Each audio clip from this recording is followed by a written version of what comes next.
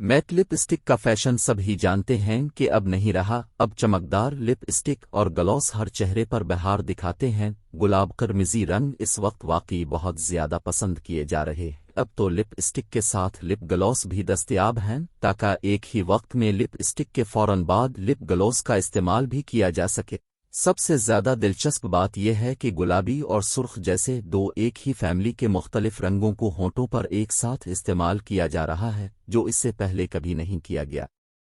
ہر قسم کے رنگوں کا استعمال اب عام ہو گیا ہے۔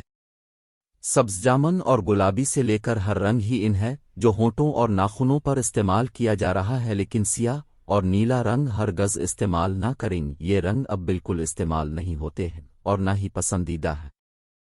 ایک اور تجربہ یہ کیا گیا کہ آنکھوں کے لیے استعمال ہونے والے گلیٹر کا استعمال ہونٹوں پر بھی کیا جانے لگا، اور یہ تجربہ بہت کامیاب جا رہا ہے۔ اپنے چہرے کے کسی ایک حصے کو ابھاریں اور اس کے میک اپ پر خصوصی توجہ دیں۔